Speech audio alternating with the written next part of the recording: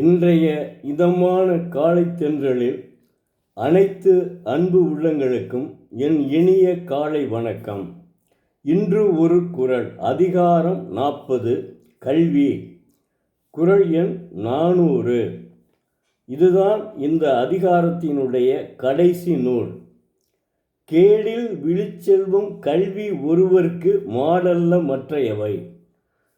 தெய்வப்புலவர் திருவள்ளுவர் ஒருவனுக்கு அழிவு இல்லாத சீரிய செல்வமாவது கல்வி ஒன்றுதான், மற்றைய பொன் மணி இவைகளெல்லாம் செல்வம் அல்ல என்கிறார். அதாவது பொருட்செல்வம் ஒரு இடத்தை விட்டு வேறு இடத்திற்கு செல்லக்கூடியது. அது நிலையானது அல்ல, மாறி மாறிக்கொண்டே இருக்கும். இப்போ பொருட்செல்வம் உடலோடு சேர்ந்தது, ஆனால் கல்வி செல்வம் அறிவோடு சேர்ந்தது, அதாவது உயிரோடு சேர்ந்தது. அந்த கல்வி செல்வம் அந்த உயிரை விட்டு எக்காலத்தும் மாறாது. ஆனால் இந்த பொருட்செல்வம் அந்த உடல் போன உடனே அப்படியே போய்விடும். அப்போ கல்வி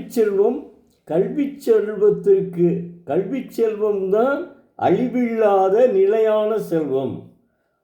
கல்வி செல்வம் என்றைக்கும் நம்மிடம் தொடர்ந்து இருக்கும். ஒருவனுக்கு உயிர் போய்விட்டால்தான் அந்த கல்வி செல்வம் போகுமே தவிர மற்ற எப்போதுமே அந்த கல்வி செல்வம் அவனிடமே இருக்கும்.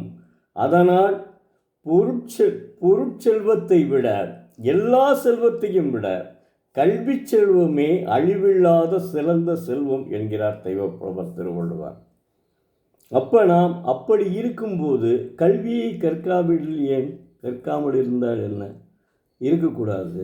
அதனால்தான் கல்வி அழிவில்லாத செல்வம். அதனால தான் கேடில் விழிச்செல்வம் கல்வி ஒருவருக்கு மாடல்ல மற்றையவை. இந்த குறள் எனக்கு ரொம்ப பிடிச்சதுங்க. வாழ்க்கையிலே நான் இன்னைக்கு மதுரையிலே வசிக்கின்றேன் என்றால் அதற்கு காரணமே இந்த கேடில் விழிச்செல்வம் கல்வி ஒருவருக்கு மாடல்ல மற்றையவை அதுதான். இல்லை என்றால் நான் கிராமத்திலே இருந்திருப்பேன்.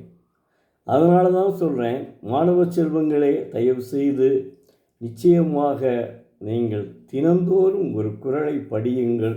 நிச்சயம் வாழ்க்கையில் வெற்றி பெறுவீர்கள்.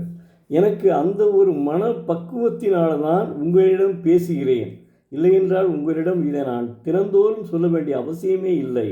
என்னால் ஒரு 10 பேர் திருக்குறளை தொடர்ந்து படித்துவிட்டு உண்மையிலேயே திருக்குறளில் அறிவு மிகையாகாத திருக்குறளினுடைய அறிவு அற்புதமானது என்று உணர்ந்து நீங்கள் படிக்க ஆரம்பிப்பீர்கள்.